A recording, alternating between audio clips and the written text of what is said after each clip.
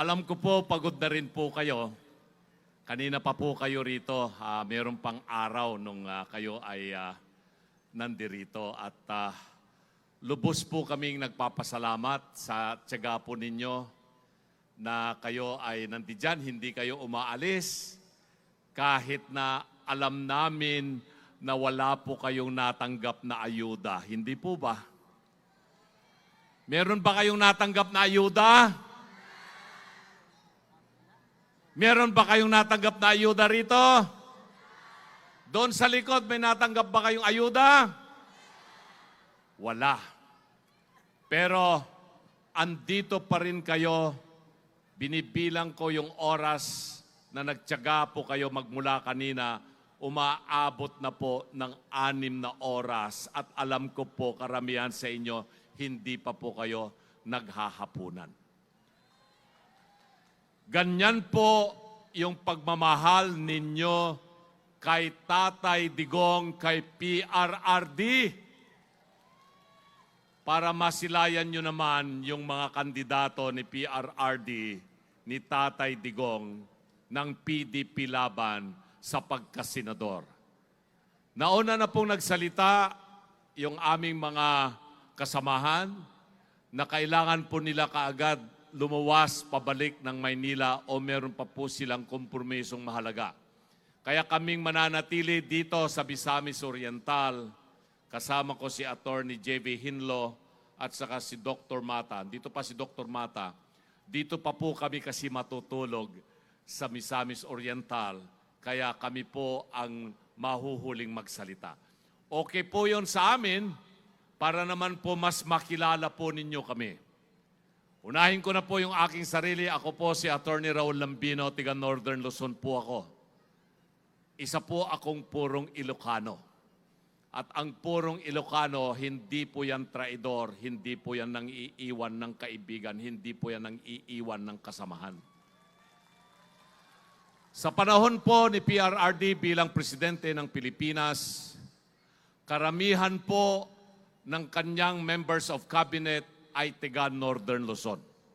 Mga Ilocano po kami. Unahin ko na si Secretary Delphine Lorenzana ng Department of National Defense. Ilocano po yan. National Security Advisor General June Esperon, Ilocano po. Si TESDA Director General Sid La Peña, Ilocano po yan. Transportation Secretary Art Tugadi, Ilocano. Labor Secretary Bebot Bello, Ilocano. Kasama na po ako, Presidential Advisor for Northern Luzon, Raul Lambino. At iba pa pong mga cabinet members. Lahat po kami na kanyang itinalaga na members ng cabinet na Ilocano hanggang ngayon, andito pa rin po kami nakasama ni Tatay Digong. Hindi ko po pinangarap na tumakbong senador. Hindi ko rin po yan pinanaginipan. Sabi ko nga kahit sa panaginip, imposibleng manalo akong senador. Bakit ako tatakbo? Pero sabi ni Executive Secretary Bingbong Medialdea nung tumawag siya sa akin, Raul, gusto ni Mayor, maisama ka doon sa 6 na PDP laban senatorial candidates. Sabi ko sa kanya, Sir, wag na. Hindi naman ako mananalo. Hindi naman ako artista, hindi ako entertainer, hindi ako media. Hindi naman ako mayaman, mahirap lamang po yung buhay ko. Isa lamang po akong nag-aalaga ng mga baka. Abogado nga po ako, pero ako naman po ay galing sa probinsya at sa kahirapan, edukasyon ang naging solusyon upang kaming pamilya ay makaangat. Pagtakbo ng senador ay napakahirap. Wala naman po kami mapagkukunan ng campaign fund. Hindi katulad nung mga nasa kabilang grupo, merong campaign fund na nanggagaling po sa gobyerno. Hindi po ba? At yan ay sa iba't ibang uri ng ayuda na binibigay po nila sa mga mamamayang Pilipino ngayon. Kayo po ba ay nakatanggap na ng ayuda sa pamahalaan? Kung meron man kayong natanggap, tanggapin po ninyo yan, pero alalahanin ninyo, pera po ninyo yan, binayad po ninyo yan ng mga buwis. Hindi po nila pera po yan. Kaya pag makita po ninyo yung mga kandidato sa kabila, naglipa na yung kanilang mga tarpaulin, mga posters, malalaki, kalat na kalat sa lahat ng kalye. Dito sa El Salvador, dito sa Misamis Oriental, Cagayan de Oro, buong Mindanao, ganon din po sa buong Luzon. Pero ang Attorney Hinlo, Dr. Mata, Attorney Lambino, Attorney Jimmy Bundok, at yung iba pa pong kandidato ng PDP Laban. Siyempre, maliban kay Senator Bato at Senator Bongo, kasi re-electionist sila, wala po kaming masyadong maraming tarpaulin o poster. Ang meron po sa amin ay si Tatay Digong. Kung wala si Tatay Digong, wala kaming tsansa na manalo. Pero anong ginawa po ng mga nasa kabila? Pagkatapos ng 3 beses kaming samahan ni PRRD sa aming rally magmula noong February 13, nagkaroon ng rally noong February 24, nagkaroon ng rally noong March 9 sa Hong Kong. Pagdating ng March 11, dinampot na po siya, inaresto na po siya. Siya po ay kanilang binilanggo ng 10 oras at agad ibinahe, kinidnap po nila, dinala sa dayuhang bansa upang sa ganon mawala si Tatay Digong na kasama namin sa kampanya sa halalan na ito. Yan po ang isang taktika po nila. Bakit po nila ginawa yon? Dahil may malaki pa po silang balakin sa pamahalaan. Una, kinulong nila si Pastor Apollo Kibuloy. Isang matalik na kaibigan at malakas na kakampi ng mga Duterte, lalong-lalo na si Tatay Digong. Pangalawa, kailangang mawala si PRRD sa Pilipinas nang sa ganon matalo ang mga kandidato ng PDP Laban na senatorial candidates. At bakit? Dahil nakabinbin pa yung impeachment case ni BP Sara dyan sa Senado. At tulad ng binanggit kanina ni Attorney Rodriguez at ni Senator Bato, ang kailangan lang nila upang matanggal sa pwesto si BP Sara ay 16 na senador. Sa ngayon, ang sigurado lamang po dyan na senador na kokontra sa impeachment ni BP Sara ay si Senator Robin Padilla. Siyempre, si Senator Bongo at saka si Senator Bato ay sigurado na ring mariri-elect. 3 lamang po yung siguradong senador na kakampi po ni BP Sara upang sa ganon ay hindi po siya makonvict sa Senado, kailangan magkaroon ng at least 9 na senador. Pero 6 lang kasi yung PDP Laban na kandidato ni Tatay Digong. Senator Bongo, Senator Bato, Philip Salvador, Attorney Jimmy Bundok, Attorney J.V. Hinlo, at Attorney Raul Lambino. Kanya nga po, nag-adapt kami ng 3 na additional candidates for Senator. Una dyan, si Congressman Rodante Marcoleta. Pangalawa, si Pastor Apollo Kibuloy. Pangatlo, si Attorney Vic Rodriguez. So naging Lucky 9, Magic 9. Pero sabi ni Tatay Digong, noong March 9 doon sa Hong Kong, gawin nating 10 para maging Duterte 10. Kaya pumasok po si Dr. Marites Mata. 10 lang po kaming kandidato ng PDP Laban at nandiyan na si Senator Robin Padilla. Kung itong 10 ito ng kandidato ng PDP Laban ay mananalo bilang senador dahil po sa tulong po ninyo dito sa El Salvador, dito sa Misamis Oriental at sa buong Mindanao, 11 senador ang siguradong susuporta para kay BP Inday Sara. Hindi po siya matatanggal na Vice Presidente ng Pilipinas. Iyan ang pinakamahalagang isipin po ninyo, kayo pong mga minamahal naming mga taga Mindanao. Nasa sa inyo na po ang Vice Presidente. Nagkaroon na po kayo ng Presidente kay Tatay Digong from 2016 to 2022. Tapos nagkaroon na kayo ngayon ng Vice Presidente ng Mindanao. Pero gusto nilang tanggalin, alisin sa pwesto.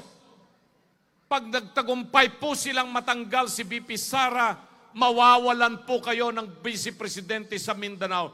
Gusto niyo bang mawala ang Vice Presidente ng Mindanao? Gusto niyo bang mawala? Gusto niyo bang mawala? Dinig na po nila yon sa Malacanang. Dahil sa amin sa Luzon, ayaw naming mawala si VP Sara bilang pangalawang Pangulo dahil alam natin na pag nagpatuloy si VP Sara bilang pangalawang Pangulo, sigurado na siya ang susunod na Pangulo ng Pilipinas at magpapatuloy yung inumpisahan ni Tatay Digong para sa pagbabago ng buong bansang Pilipinas. Yan po ang dahilan kung bakit ito pong inyong kaibigang si Atty. Lambino ay naririto, humaharap po sa inyo. Siguro nakikita ko, nasa mga 3 hanggang 5,000 po yung tao ngayon dito. Pero ang nanonood po sa live ngayon, sa Facebook, sa TikTok, sa YouTube, umaabot na po ng halos 300,000 tao ang nanonood. International audience po ay nanonood po ngayon dito sa ginaganap nating rally dito sa El Salvador. At tulad po ng mga naunang nagsalita, nabanggit na po nila yung mga pwede nating gawin.